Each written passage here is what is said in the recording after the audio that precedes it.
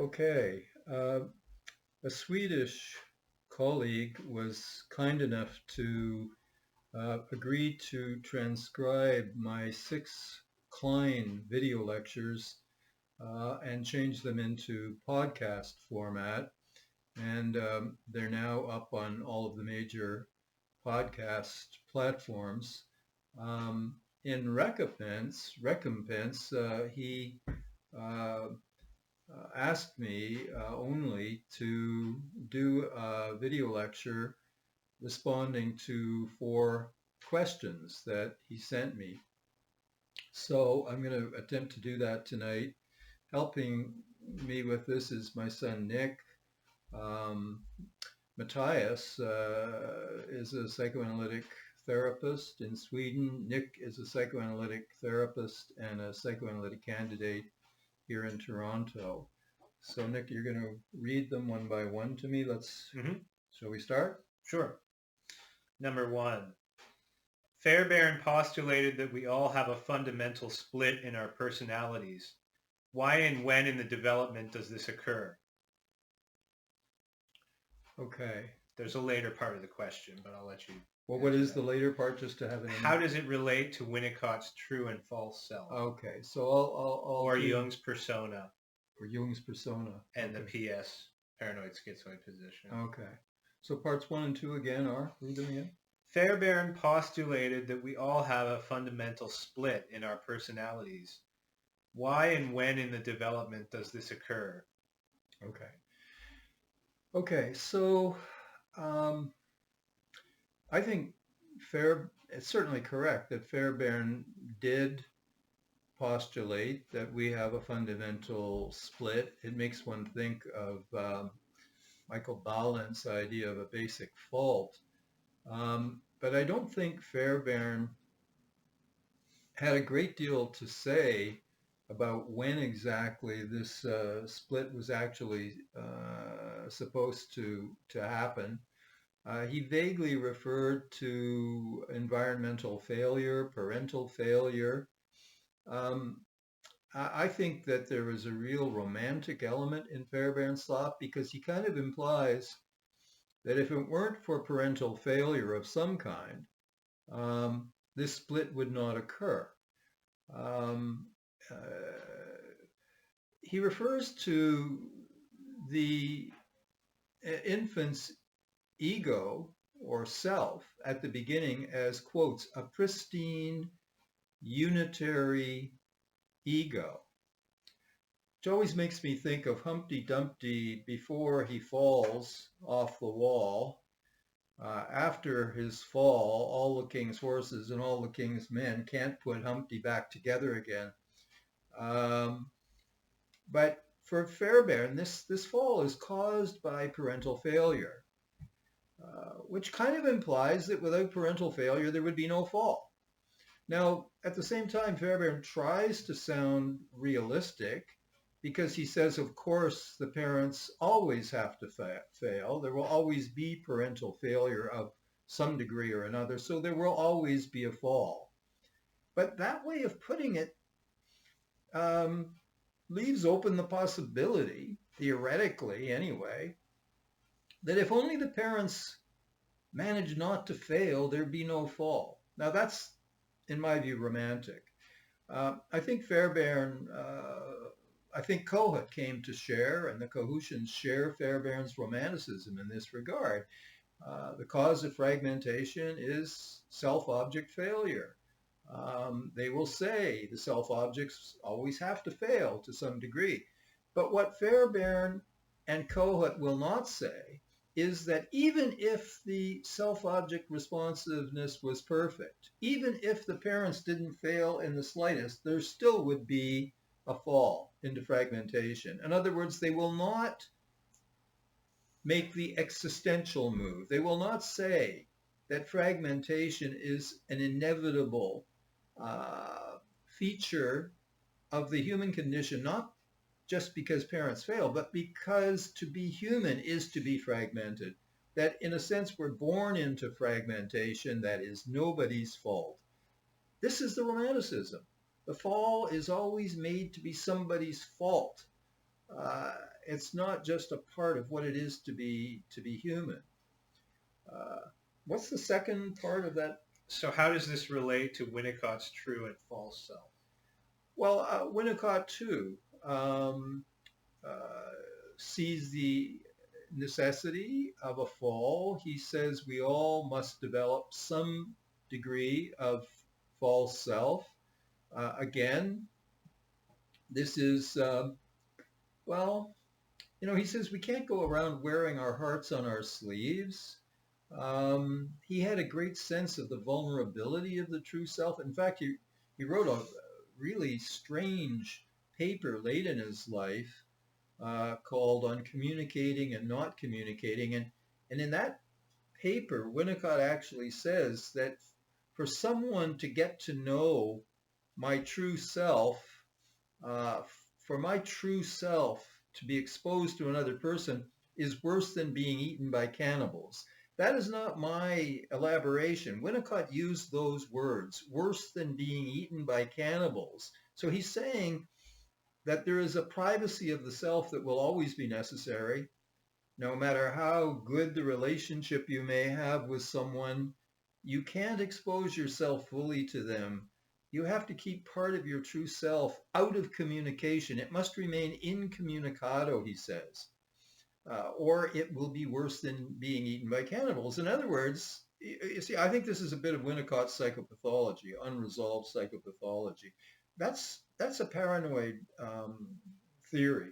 In other words, all human relatedness will be persecutory. I can't fully expose myself to anyone. To use Erik Erikson's language, this is a failure of basic trust. This is a manifestation of basic mistrust. There is no one trustworthy enough for me to really let down all my guards and let myself be fully known. And this is really out of sync with Winnicott's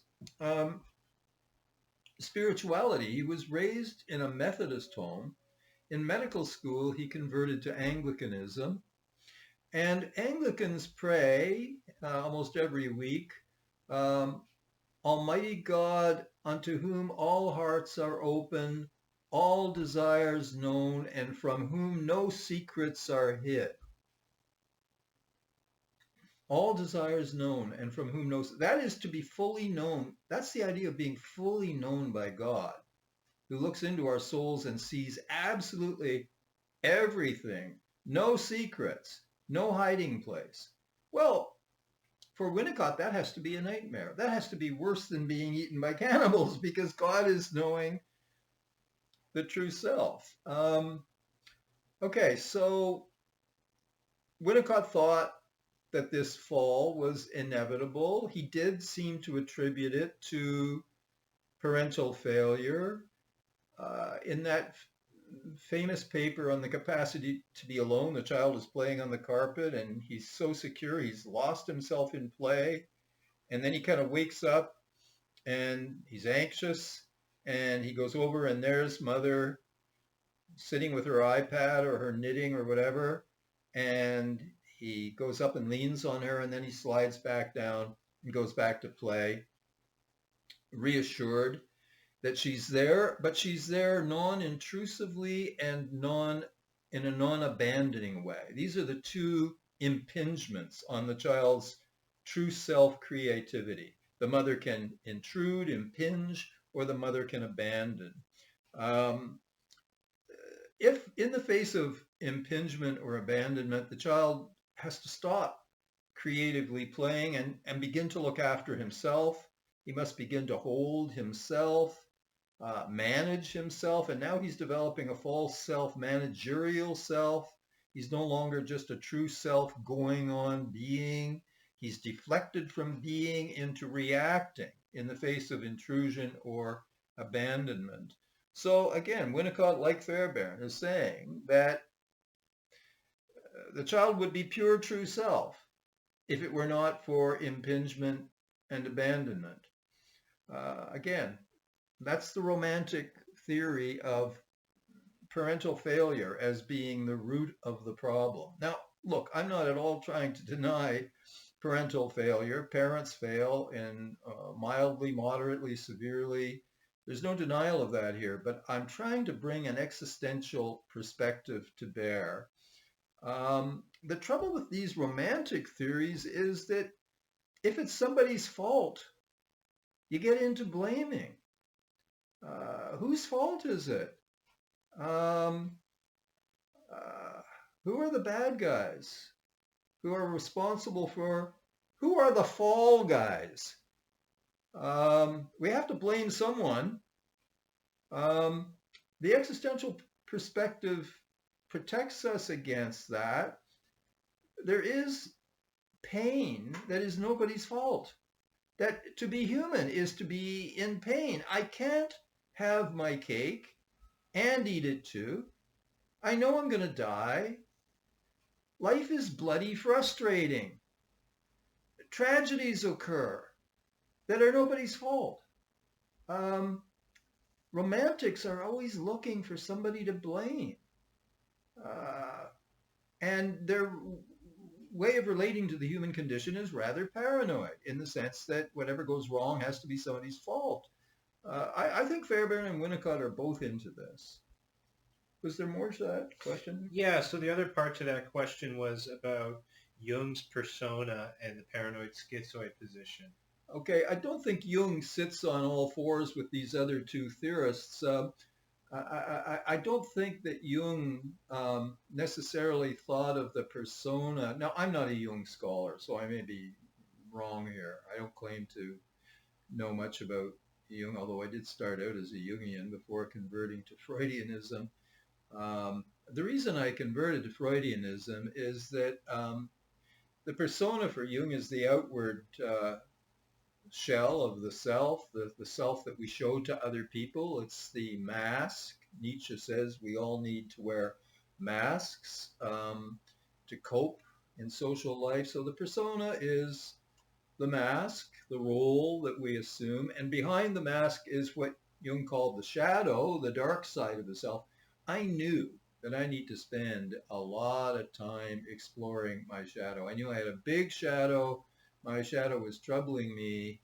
I went into a Freudian analysis because the Freudian analysis is the whole time is in the shadow. And my image of the Jungians is that they kind of hold their noses, make a mad dash through the shadow to get to where they want to go, which is to the mystical archetypes of the collective unconscious.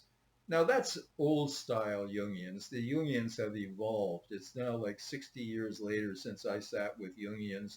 They've moved much closer to mainstream psychoanalysis, especially in England. They've integrated with object relations theory. So what I'm saying, I think, is unfair to present day Jungians. But I think there's some truth in it in terms of the earlier Jungians, that they really wanted to get to the mystical and the collective, and they didn't want to mess around too much in the shadow and the personal unconscious. So Jung, I don't think, can be seen here as essentially blaming the persona. I don't think he's blaming the persona on parental failure. I think he's saying that we're social beings. We need to play social roles. We need to wear a mask. So yeah, unlike Fairbairn and Winnicott, I don't think he's blaming it on parents who cause pathology. So that doesn't quite sit with them. There's another bit about that. And then paranoid schizoid position. That's right. Yeah, well, again, I guess a little bit more like Jung, but in a very different way. Klein does not blame the paranoid schizoid position on parental failure. Unlike Fairbairn and unlike Winnicott, she is not a romantic. She's existentialist, which is why I like her so much. She says that, the child will come into the world and at the very beginning will enter into the paranoid schizoid position. Here she disagrees with Freud and Margaret Mahler. There is no autistic symbiotic phase. There is no primary narcissism. There's no oneness at the beginning, out of which two-ness and three-ness develop. No, she makes it very clear she disagrees with Freud about this, although she draws attention to the fact that he himself is ambiguous on this question. So the child starts sorting its experience on the basis of pleasure and pain. And it sorts out the good and separates it from the bad because it doesn't want the bad to destroy the good. So splitting starts to happen right at the beginning. It has to happen. If the kid can't split, then he can't hold the good as good and the bad as bad. So the bad's always turning good and the good is always turning bad, in which case he's in a very psychotic mix-up. To get out of that psychotic mix-up, he has to learn how to become what some people call borderline. In other words, he has to split. He has to be able to separate the all good from the all bad, both all good others and all bad others, and all good self and all bad self, keep them apart. He's now borderline. Borderlines can't do anything but split. I'm not celebrating borderline. That's a terrible way to try to live a life. Ideally, you overcome the splitting. You achieve what Freud called ambivalence, what Klein called whole self and object relations. And we're seeing ourselves whole, both good and bad. And we're seeing others whole. So we're no longer living in a world of heroes and villains. And we're no longer having these bipolar swings because even when I'm down, I remember and feeling bad about myself, I remember my goodness.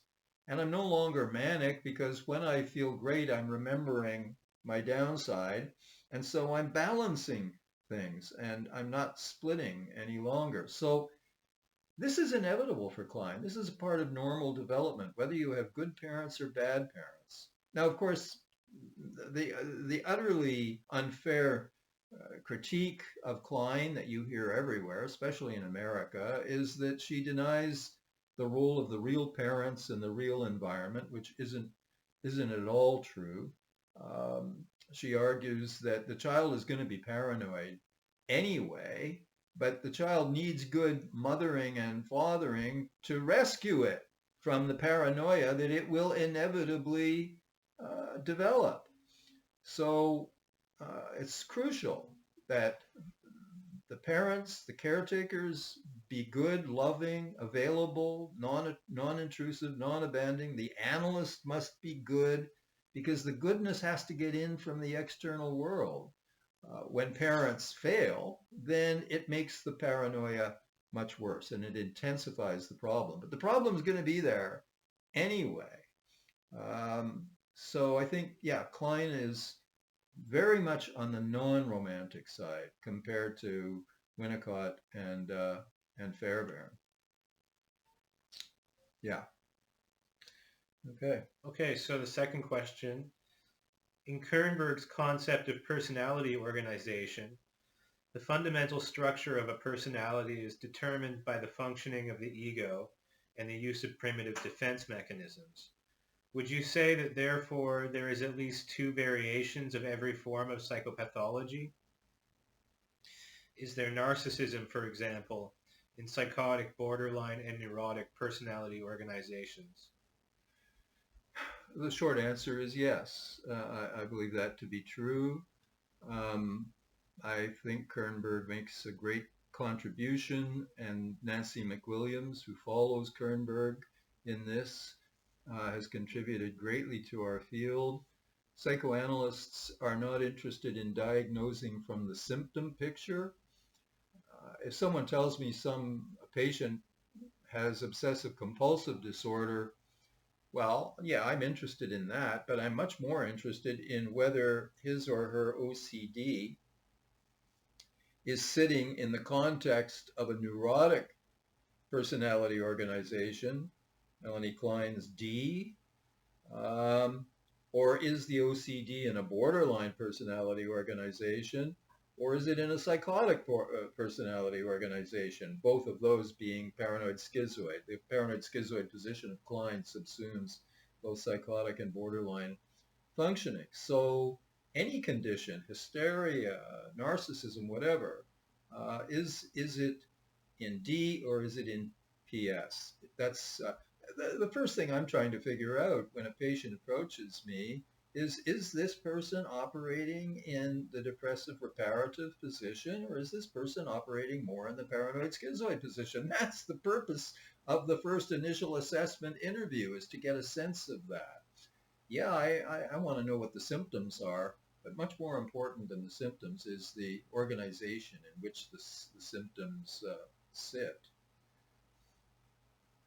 Yeah, so that applies to narcissism as well as other symptom pictures.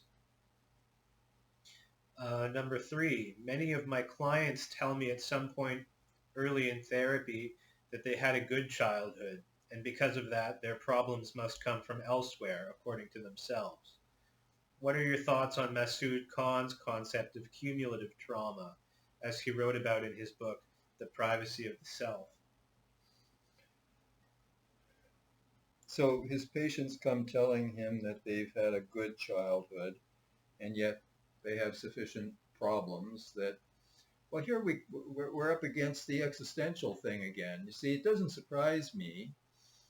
Uh, this is a kind of a preliminary approach to this answer. It doesn't surprise me that someone may have had a very good childhood and still have all kinds of trouble psychologically, because the human condition is maddening. The human condition is enough to drive you mad, even with wonderful parents.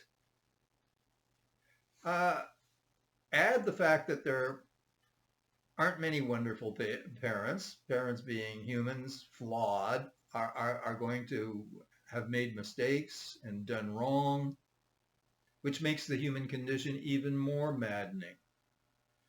Uh, but I'm not puzzled by the fact that someone has serious psychopathology and yet they may have had a wonderful childhood, wonderful parents.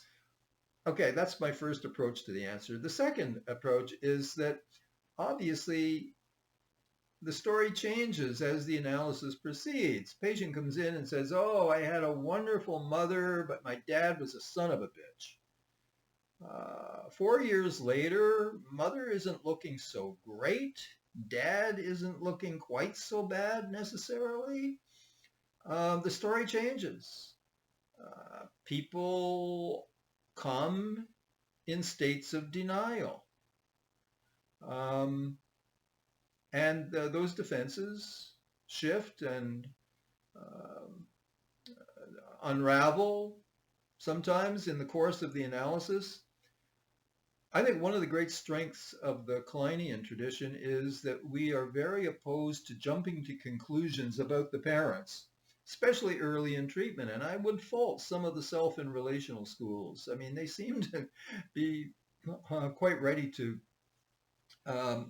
assume on the basis of little or no data that the parents were seriously harmful in various ways. Now, look, I'm not denying the reality of, say, parental sexual abuse or gross trauma. Of course, all of that exists. But, and it has to be acknowledged, obviously. That's Ferenzi's great contribution, undoing some of the damage done by the Freudian denial of environmental trauma and abuse. So all of that exists, it must be acknowledged, but very often as the analysis goes on, it turns out that the parents weren't necessarily the monsters that they may have been perceived. And on the other hand, as the analysis goes on, the parents often turn out not to be the saints that some patients report them as being in early stages. So we don't know what we're going to get. We listen empathetically, but we don't sign on to the vision. First of all, I think everyone is walking around in a dream to some extent. So the patient walks in and his dream, the parents were great. Someone else walks in, their dream is the parents were demonic. Who knows how the parents will look when the patient starts to come out of his dream a little bit, So I think it's Robert Caper who most makes the point that it's only towards the end of a long and deep analytic experience that the analyst can begin to get some sense of what the parents might really have been like. Why is that? Because by the end of the analysis, the analyst has with the patient worked through the patient's characteristic ways of distorting.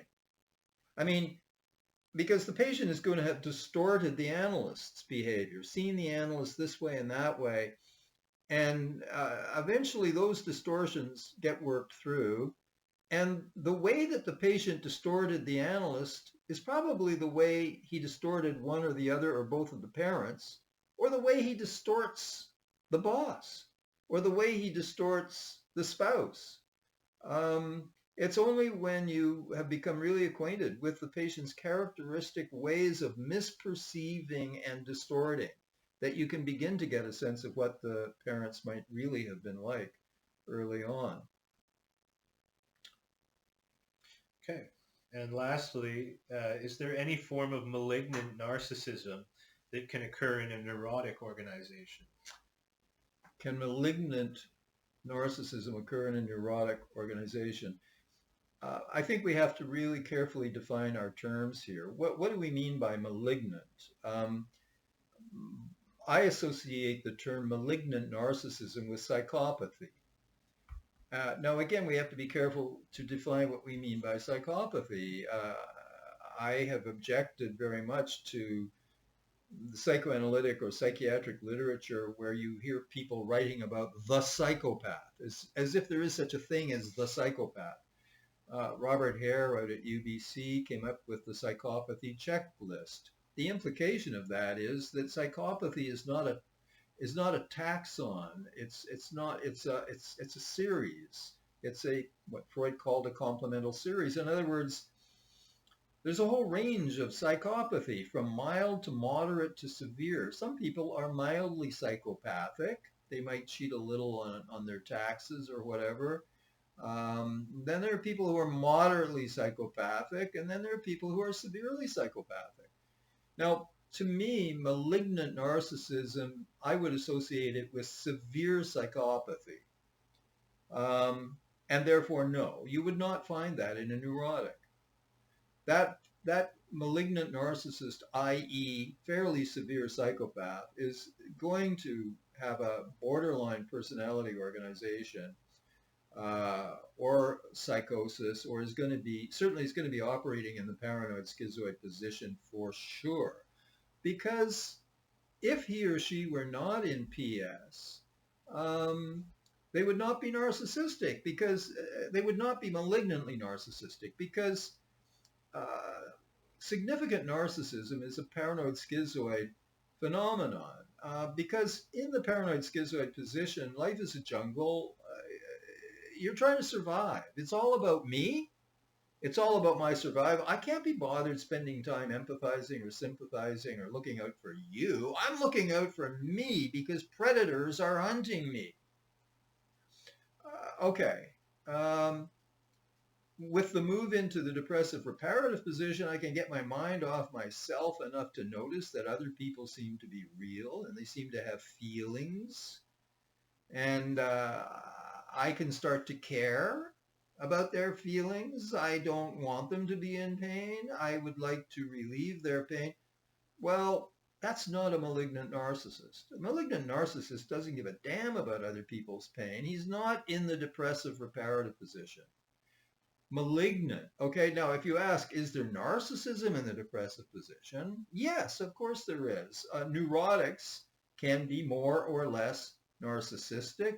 Your everyday garden narcissist who's out for number one. Wow, we live in what Christopher Lasch called a culture of narcissism. Consumer capitalism turns us all into big oral greedy babies. Me, more.